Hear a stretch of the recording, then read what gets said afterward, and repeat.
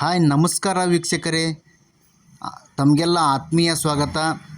ಇವತ್ತಿನ ದಿವಸ ಹಾಸ್ಟೆಲ್ ಅರ್ಜಿ ಹಾಕುವುದು ಹೇಗೆ ಎಂಬುದರ ಬಗ್ಗೆ ಮಾಹಿತಿಯನ್ನು ತಿಳಿದುಕೊಳ್ಳೋಣ.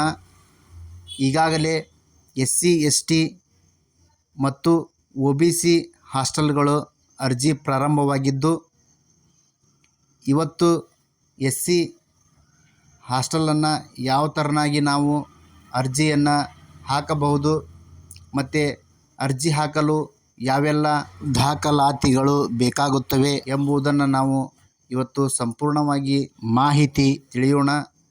ವೀಕ್ಷಕರೇ, ಹಾಗಾದರೆ ಯಾರೆಲ್ಲ ನಮ್ಮ ಮೊದಲಿಗೆ ನಮ್ಮ ಚಾನಲನ್ನು ವೀಕ್ಷಣೆ ಮಾಡುತ್ತಿದ್ದೀರೋ ಅಂತಹ ವೀಕ್ಷಕರು ನಮ್ಮ ಚಾನಲನ್ನು ಸಬ್ಸ್ಕ್ರೈಬ್ ಮಾಡಿ ಮತ್ತು ಬೆಲ್ ಬಟನ್ ಮೇಲೆ ಕ್ಲಿಕ್ ಮಾಡಿ ಅಂತ ಹೇಳ್ತಾ, ವೀಕ್ಷಕರೇ, ಸಮಾಜ ಕಲ್ಯಾಣ ಇಲಾಖೆ ವೆಬ್ಸೈಟ್ ಓಪನ್ ಆದ ಮೇಲೆ ಇಲ್ಲಿ ಕಾರ್ಯಕ್ರಮಗಳು ಮತ್ತು ಯೋಜನೆಗಳು ಅದರ ಮೇಲೆ ನಾವು ಸೆಲೆಕ್ಟ್ ಮಾಡಿಕೊಂಡು ಇಲ್ಲಿ ವಿದ್ಯಾರ್ಥಿ ನಿಲಯ ನಿರ್ವಹಣಾ ಮಾಹಿತಿ ವ್ಯವಸ್ಥೆಯನ್ನು ಸೆಲೆಕ್ಟ್ ಮಾಡಿಕೊಂಡು ನೆಕ್ಸ್ಟ್ ಮುಂದಿನ ಕಾಲಮಲ್ಲಿ ವಿದ್ಯಾರ್ಥಿ ನಿಲಯ ಪ್ರವೇಶ ಅಂತ ಬರುತ್ತೆ.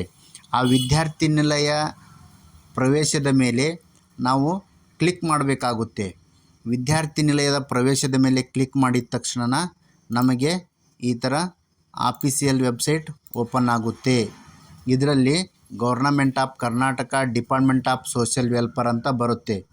ವೀಕ್ಷಕರೇ, ಗಮನದಲ್ಲಿಡಿ. ಮೊದಲಿಗೆ ಹಾಸ್ಟೆಲ್ ಮ್ಯಾನೇಜ್ಮೆಂಟ್ ಇನ್ಫಾರ್ಮೇಷನ್ ಸಿಸ್ಟಮ್, ಇಲ್ಲಿ ಪ್ರೀ ಮೆಟ್ರಿಕ್ಕು, ಪೋಸ್ಟ್ ಮೆಟ್ರಿಕ್ ಮತ್ತು ರೆಸಿಡೆಂಟಿಯಲ್ ಸ್ಕೂಲ್ ಅಂತ ಕಾಣಿಸುತ್ತವೆ. ನಾವು ಯಾವ ಒಂದು ಹಾಸ್ಟೆಲ್ಲಿಗೆ ಅರ್ಜಿಯನ್ನು ಸಲ್ಲಿಸಬೇಕಲ್ಲವೋ ಆ ವಿದ್ಯಾರ್ಥಿ ಸಂಬಂಧಪಟ್ಟಂತೆ ನಾವು ಅರ್ಜಿಯನ್ನು ಸಲ್ಲಿಸಬೇಕು. ಇಲ್ಲಿ ರೈಟ್ ಸೈಡ್ ಮೇಲ್ಗಡೆ ಲಾಗಿನ್ ಅಂತ ಕಾಣಿಸುತ್ತೆ. ಈ ಲಾಗಿನ್ ಮೇಲೆ ಕ್ಲಿಕ್ ಮಾಡಿದರೆ ನಾವು ಸ್ಟೂಡೆಂಟ್ ಲಾಗಿನ್ನು ಮತ್ತು ಡಿಪಾರ್ಟ್ಮೆಂಟ್ ಲಾಗಿನ್ ಅಂತ ಕಾಣಿಸುತ್ತೆ. ನಾವು ಇಲ್ಲಿ ಮತ್ತು ರಿಜಿಸ್ಟ್ರೇಷನ್, ಆಲ್ರೆಡಿ ವಿದ್ಯಾರ್ಥಿ ರಿಜಿಸ್ಟ್ರೇಷನ್ ಮಾಡಿಕೊಂಡಿದ್ರೆ ಅದು ಒಂದು SWID ನಂಬರ್ ಅಂತ ಕಾಣಿಸುತ್ತೆ. ಆ ID ನಂಬರ್ ಬರುತ್ತೆ. ಆ ID ನಂಬರ್ ಮೇಲೆ ನಾವು ಅರ್ಜಿಯನ್ನು ಸಲ್ಲಿಸಬೇಕಾಗುತ್ತೆ.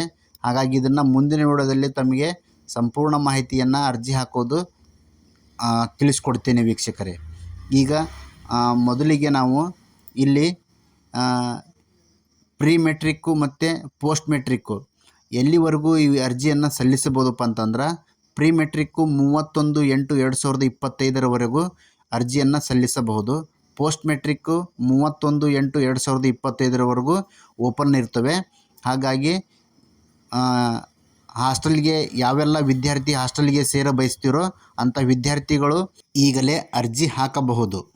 ವೀಕ್ಷಕರೇ, ಹಾಗಾದರೆ ಈ ಅರ್ಜಿ ಸಲ್ಲಿಸಲು ಬೇಕಾದ ದಾಖಲೆಗಳು ಯಾವಪ್ಪ ಅಂತಂದ್ರೆ, ವಿದ್ಯಾರ್ಥಿಯ ಆಧಾರ್ ಕಾರ್ಡ್ ಬೇಕು, ಫೋಟೋ ಬೇಕಾಗುತ್ತೆ ಮತ್ತು ಸ್ಯಾಟ್ಸ್ ನಂಬರ್ SATS ನಂಬರನ್ನು ಕಡ್ಡಾಯವಾಗಿ ಬೇಕೇ ಬೇಕಾಗುತ್ತೆ.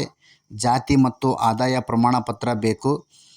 ಆಧಾರ್ ಕಾರ್ಡಲ್ಲಿರುವಂತೆ ಮೊಬೈಲ್ ನಂಬರು ಸಹಿತ ಬೇಕಾಗುತ್ತೆ. ಜೊತೆಗೆ ಇದರ ಹಿಂದಿನ ವರ್ಷದ ಅಂಕಪಟ್ಟಿ ಸಹಿತ ಬೇಕು. ವೀಕ್ಷಕರೇ, ಇವತ್ತಿನ ವಿಡಿಯೋ ತಮಗೆ ಇಷ್ಟ ಆಗಿದೆ ಅಂತ ಅನ್ಕೋತೀನಿ. ಇಷ್ಟ ಆಗಿದ್ದರೆ ಲೈಕ್ ಮಾಡಿ ಮತ್ತು ತಮ್ಮ ಅನಿಸಿಕೆಗಳನ್ನು ನಮ್ಮ ಕಮೆಂಟ್ ಬಾಕ್ಸಲ್ಲಿ ತಿಳಿಸಿ ಅಂತ ಹೇಳ್ತಾ, ಮತ್ತೆ ಮುಂದಿನ ವಿಡಿಯೋದಲ್ಲಿ ಸಿಗೋಣ. ನಮಸ್ಕಾರ.